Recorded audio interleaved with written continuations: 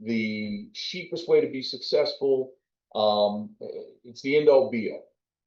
And that is simply reaching out and calling your past clients. All these nifty programs and systems and all these companies realized that everybody kind of felt uncomfortable reaching out to clients, asking for new business, asking to be referred. And so a lot of technology, especially with implementation of AI and all these other things, the ability to cross-reference different valuations and title information and all these other things got put together and said, hey, look at this really handy dandy super fancy system, and we will stay in touch with your past clients for you so you don't have to. And that's great. And I'm not saying that we should cancel all those systems, but I guarantee a phone call will pay much bigger dividends than whatever system you're currently using. So I want to go over, I want to talk about it. One, I want to get through the stigma that maybe has kept us from doing it, because once we stop doing something, so I'll throw it out there. Before I had kids, I was one of the most adventurous eaters and cooks out there. Like my wife and I loved trying all sorts of new things, going to new places, and now that I have kids and it's like what will they eat that we're willing to eat and those kind of things, you stop kind of eating adventurously. And then the next thing you know, you stop cooking adventurously. And then you kind of develop your taste for those things starts to go away. So when we get out of the habit of calling those clients, and then all of a sudden we get stuck with all these other things that are keeping us busy. And Mr. Ralph Watkins did a training not that long ago where we've got to see what are we doing in our day that is a money generating activity, and what do we hate doing that we could offload to somebody else. So this goes into that, and so that's why I want to kind of go into it. Hopefully, make everybody feel really good. Go into some other things that are going to not feel natural, but have a much bigger psychological impact in the way you do this, the way you present this. So, Nisei, we'll jump right in now that everybody's had a chance to hop on. So first off, when it comes to calling clients you've already closed a deal with, trust me, I get it. It's uncomfortable. The kind of the uncomfortable truth behind, as I say, is asking for a referral feels awkward. You hope that you did such a great job that you put all your heart, soul, time, and energy into the client that they should just want to give you the referral, because that's what we do for people we like. That's for the people that put in that extra effort. Problem is as a society, we all know that everybody's so self-centered nowadays, and not always in a negative so much fashion, but everybody's got everything else they're worrying about. They forget about you.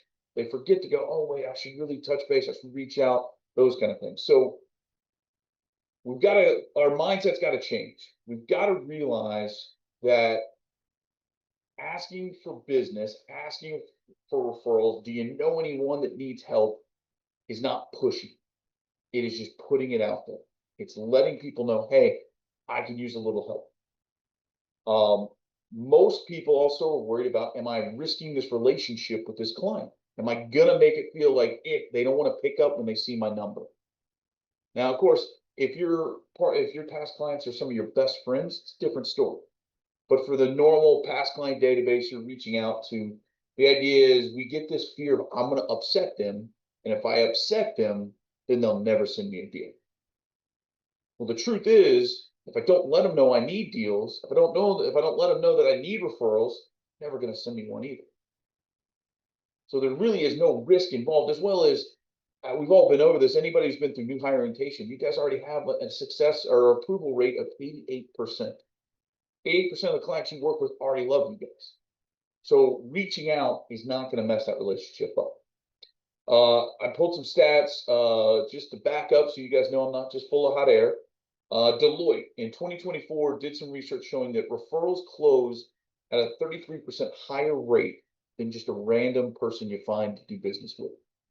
And they tend to cost 70% less when you look at all time, your time, your dollars, everything else to acquire those cold leads, or to acquire the cold leads. And the other thing that we also have to remember is put yourself in the place of that client. Everybody loves to be the connector. How many people out there love to brag about how many maybe couples they introduce to each other? Or, oh, they've got a guy that can do this. Oh, you need this, I've got a guy. People feel good when they can be the one to connect people that need things, to be that person that people think of, the same way we want them to think of you when it comes to anything about financing or finding a home. So the other, and if you keep the mindset as well of nobody's going to outwork you, nobody's going to care more than you when it comes to working with your community. So for every deal you let go to another realtor because you weren't willing to ask, another lender because you weren't willing to ask, are you sure they're getting the same kind of help and service that you would give? And I would say no, because we all know we outwork everybody else out there, or we wouldn't be in this position right now. We wouldn't be talking together right now. So with that, some others. So NAR, our favorite group, so pulled a stat, 84% of all home buyers began with either a referral or with their repeat agent. So 84% of buying transactions came from a referral, or they were already working with an agent, or they already had an agent in mind they were going to work with. So that means, think of all the lead generation stuff. Everybody's talking about that. That only accounts for 16% of the business that's out there in the market. So if you're spending a ton of time calling new leads, trying to look for new ways to get out there, and not spending all that time talking to people who already know you, already love you, already trust you, are you really getting the best bang for your buck? Are you really spending your time the best way possible? And we all know referred clients convert faster because the trust is already there. We're not having to start at ground zero, introduce ourselves, get to know each other. The idea is when somebody says, you should work with my friend or my agent so-and-so, we already know we're starting off at a higher level. No different from as a lender.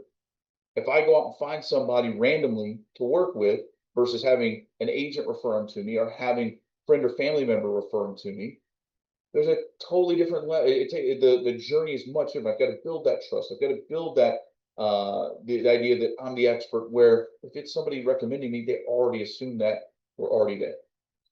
And then, so you guys know, thanks to HubSpot, 57% of agents never ask for referrals consistently.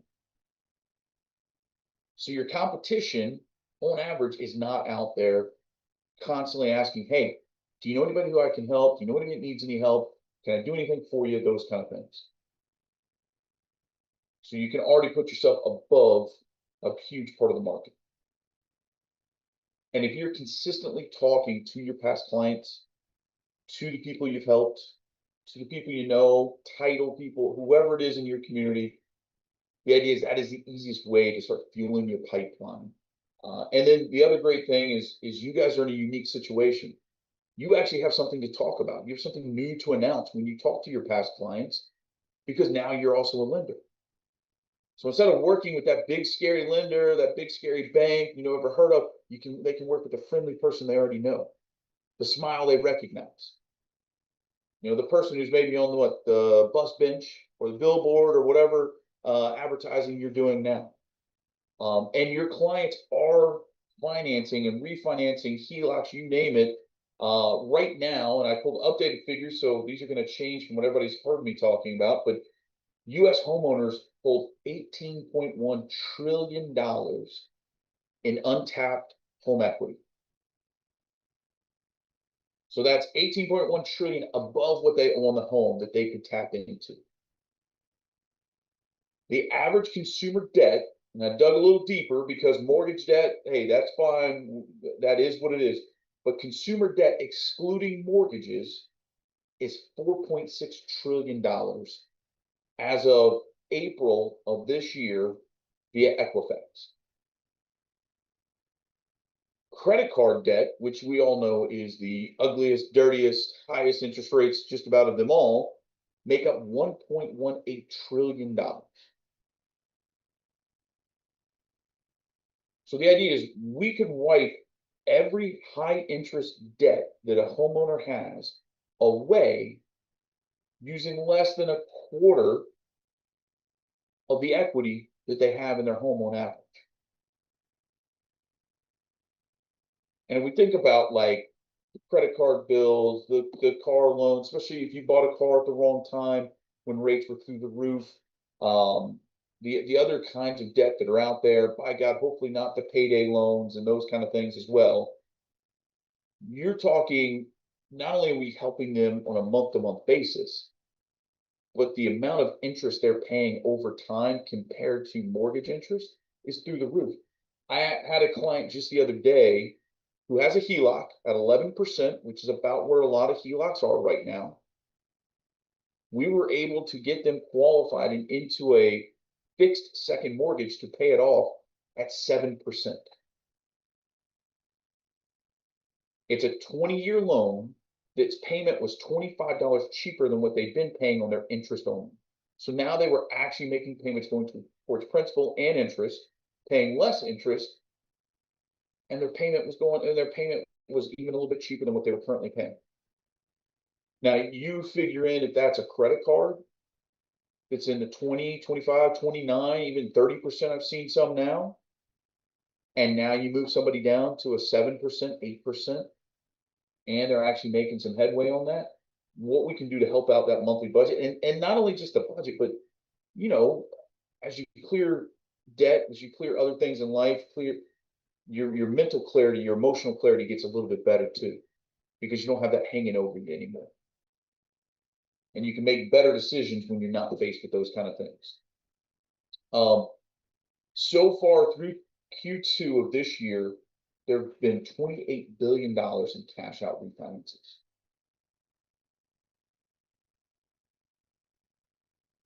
So the idea is your clients are refinancing right now. But I'm curious, are anybody on the call, do they have a current client that's refinancing with them or doing a HELOC, taking out a second mortgage?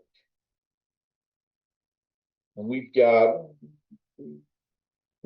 8 or 9 agents on here that I know have been doing this for a while that probably have on average 500 to 1,000 clients in their past database. I guarantee if we reached out to all of them in one way or the other, we'd be looking at a couple $1 million in financing and loans right now that you guys would all be rewarded with, and while still helping your clients. So I get it why we don't like reaching out. Totally understand. So technology's made it easy for us not to. We know it works. We know there's benefit. We know clients need help. So what should you be doing? So a couple of things. One, I would recommend you plan it out. So take today, tomorrow, plan out the idea for next week. I recommend 3 referral calls per day. More than that, it starts to get unattainable. Or if you miss a day, something happens, catching up gets to be too big a hurdle, too big of a mental roadblock, and we don't do it at all. 3 calls. Quick, easy, simple to do. And then I want to send you an idea for a text to send 2 what we call equity check text messages to other clients as well. Set it up so you know who you're going to call. Like, remove those hurdles now, so when you go to make the call, you're not having to look up who should I be reaching out to, because then it gets real easy to let the doubt win. So put that in your plan. Log it. How the calls go. Somebody answers, great. How'd the call go? Did it feel warm? Did they seem to like it? Did it feel a little weird? Whatever you're getting from that. And then each week, take a look at those and look at, hey, what leads did I possibly warm up? Whether that is for financing, for a new home, that they knew somebody, they were going to get back to you. Take a look at those.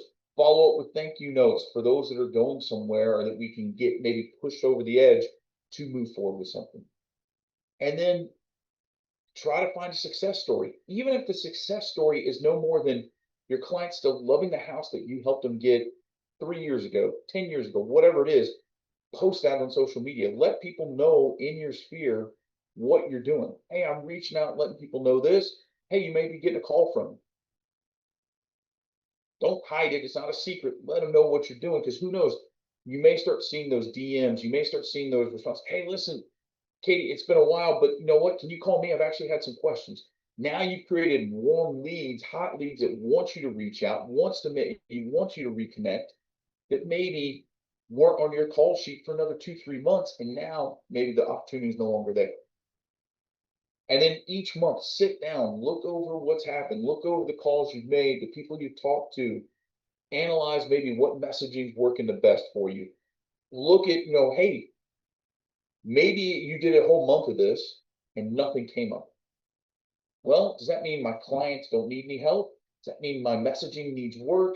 Am I not making connections? Maybe I'm calling the wrong time of day. Do I need to change something up? And then bring them out, bring them to the meeting. Bring what you're finding. Hey, if you find a message that's working really great, when we get on this call and I ask for questions, scenarios, whatever, bring it up. Let's go over it. Or, hey, I need help. What are you guys using? Let's work together so we can get you dialed in, because I promise you this will work and this will set you apart from everybody out there.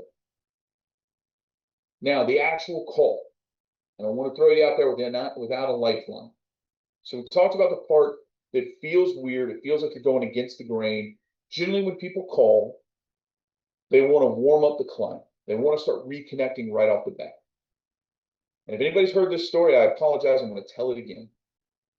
Years and years and years ago, I'd moved from South Carolina up to Charlotte, North Carolina, the north side of Charlotte, away, a little ways away from a lot of the people I knew for a job. All of a sudden, I get a call from a friend I grew up with. Like, we kind of lost track because we wound up going to different high schools. But this is somebody like I remember doing all sorts of crazy things with as a kid. Great guy. I saw him like help become the lead engineer on a bridge in Charleston, the big bridge. Hell, he's now the mayor of my hometown. So he was like that guy, and I was always, happy for him and all this stuff. And all of a sudden, he calls me up. He goes, "Hey, Jason, I'm actually going to be near you later this week. You want to go grab dinner?" I'm like, "Yeah, that's awesome. Let's catch up. It's been probably 10, 15 years. Happy to see him. Great." So we go, we meet for dinner, we're talking, we're having a good time. I'm thinking, oh, this is awesome. I need to be like this guy. I need to find those people I've lost contact with and reconnect. And he goes, "Hey, come out to the car. I want to show you something." I'm thinking, who knows? He found like a football helmet from when we were kids and played Pee Wee or, something like that. I'm thinking, all right, cool. He hands me a box. And come to find out, he wanted me to sell Amway and be on his team. And so all these feelings of like reconnecting and thinking, oh, this is so cool and I should do this, kind of go down the toilet, as now I realize that he was just kind of being nice, going out of his way because he wanted something from him. And so instead of leaving that dinner, leaving that time and going, oh man, it's so cool to catch up, and I got a box of free stuff, it was more of like, man, I feel like, where I was invested in this and I thought this was really neat, I wanted to rekindle this friendship. Instead, I was just being used because he wanted to make money. So the reason I bring that up is when we call, our first instinct is try to butter them up, right? Same things your kids do when they want something from you. You kind of know it. All of a sudden, the room's clean without asking. They're cleaning up after themselves. They come the first time you ask them to, and you're just like, you guys are a little bit too good right now. What is it? Just tell me what you want. Let's get it over with. Same thing. Your clients know why you're calling. Again, if you're close friends and you guys hang out all the time, that's totally different. Hopefully, those people you feel comfortable talking with. But if it's somebody who's just not in your normal circle that you're always seeing, when you call them, they know you're a realtor. They don't know you're a lender yet, but they will soon, right? But they know you're real. They know you're calling to ask for a referral, to ask if they're trying to do anything. So the worst thing you can do is try to tiptoe around it. Because now it feels like you're using them. It doesn't feel genuine. So even if you really do care about how the kids are doing, hey, did this ever happen? Those things, it doesn't feel authentic. So instead, get a little side tip. If you've ever been in management, I had a great boss one time that, or leader, I should say, right? When they're really good, you call them a leader, not a boss. That said, hey, take whatever the worst part about your day is, do it first. So if you got a call to turn down a client, make that the first part of your day. If you've got to fire somebody and let them go, do that at the beginning of the day. Don't wait to the end because it hangs over your head. So the same thing in this phone call, get the awkward part out first and then break the fourth wall and let them know you feel it's awkward. Like, listen, so for example, something like, okay, I'm just gonna rip the Band-Aid off. This is the part I never like to do, but have you thought about buying, selling, needing help with financing? Do you know anybody that does? It's a huge part of my business, and I can always use, some extra help. I can always use a referral. They mean a lot to me. No, okay, great, no problem. I just thought I'd ask. Listen, now that I got that out of the way, now that tell me, how you been doing? How's that? Are you still loving the house? Are you loving the neighborhood? Um, let's see, did you ever turn that room into your office like you talked about? Or, hey, I know you guys were having a baby. How's the little one, blah, blah, blah, whatever it is that you remember or you have reference. So if you don't, come up with some good ones about the area, generic, whatever, then go into that. Two things. One is by admitting that you don't like that part, it automatically, it takes you out of the used car salesman role. Oh, they're just trying to get something out of me to like, hey, I get it. There's stuff I do at my job that I feel is awkward and I hate it too. But this is just a job. Sometimes we have to do what we have to do. I learned this trick. I got lucky. I didn't realize I learned it, but I bartended and ran a bar in college. And one day I realized I was the only guy that worked there. So I was the bartender, the garbage guy, and security all rolled into one, which isn't great for a good sized establishment. So when I had to throw people out that had too many, I had to figure out a way to do it where they weren't going to get mad at me and start trouble. And so I go, hey, listen, my boss, she wants to call the cops because you kind of, things aren't going great. Listen, go ahead, settle up, take off. That way you don't get in trouble. You still go out and have a good time later someplace else tonight. All right? Like, all right, yeah, I get it. And because the idea is I wasn't the bad guy, but everybody's got that person who something's going to happen and now I'm trying to help them. So same kind of thing here is like, listen, I don't like this part, but I've got to ask. Okay, everybody can relate to that. So call it out, let them know. There's a ton of ways to do it. Find what makes you feel comfortable. And then again, go into that part of that real connection, because the other thing too is once you've started connecting again, you started talking, you're also giving their brain time to think about what you asked. Think about, do they know anybody who's talked about financing, buying a home, selling a home? Because they can tell stories about what's going on in their life on autopilot. They don't have to think about that. That's just recalling memories. But the idea is it gives their brain a chance to slow down, process, and kind of think, hey, is there anybody that I know that maybe needs help? And then that kind of bubbles up and comes out. And then the biggest thing with that, so if you do that, awesome. If you've ever waited tables, ever been to a restaurant, there's always the don't screw up the check. Don't make people wait to get the check. Like you've done all the hard part, the cook got the food out, you got the order right, you got the refills, you know that. Nothing's worse than you just didn't drop the check off. Like that's the easy part, right? So the same thing, you get to the end of the conversation, don't mess up this connection that you made. You got the awkward part out, you asked for the business, you reconnected. Don't remind them about the offer. Don't remind them that you need something from them at the end. You don't want them walking away with that feeling of they're asking something from you. You want them to walk away with, hey, I just got done talking to Julie. Man, I reconnected with her. I got to talk about all these great things they're going. Let that emotional, happy side, let them connect that to you. They know what you do because you helped them before. You reminded them at the beginning. You don't need to go in at the end and say, oh, yeah, hey, just keep me in mind in case you need X, Y, Z. That's already going to take care of itself. You want that positive emotional connection because that's who people want to help. They want to help people they like. So leave that there. Let that bubble. Let that sit. And don't ruin it by throwing that one-liner back in where now like you went from friend to back to salesperson. Does that make sense? I got it? Perfect. And it'll work towards recency bias. The idea is that's the feeling they're left with. The emotional side of it, and and so instead of something, hey, let me know if you know anyone. Hey, it was great catching up. Reach out anytime if you need anything. Simple, easy, kind of gets to it, and what you'll find is more and more those kind of people that you've left with that positive feeling, they're going to go out and work for you. They're going to go out and start asking those questions to people like, hey, I just heard about this, or part of your earlier conversation. Because again, you guys know your area, you know your territory. Yeah, my agent was telling me how property values have gone up tremendously. I know I hadn't even thought about it because I wasn't planning on moving or doing anything else. and they start bringing up those conversations, and somebody asks, well, my agent said they could do something called a CMA where they like give me an idea what the value of my house is, and might help me with if I want to look at finance. Here, why don't you talk to Mark? I bet he can do the same thing for you. He's awesome. You're gonna love him. Here, they'll actually go out and start working for you because again, they want to help people that they know that they like. So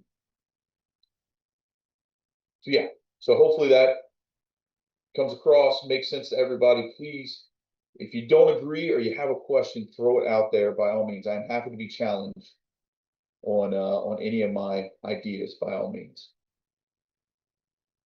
I thought this was great, Jason. I'm really glad that you recommend. So I hate calling people to ask for business. I don't mind calling people about anything else, but I thought it was really useful to think about just throwing it out at the very beginning of the conversation, just like admitting that you hate doing this, and then ending just on the friendly, positive connection note and not bringing it up again. Like those two things, very, very useful. So thank you. Appreciate No, that. you're welcome.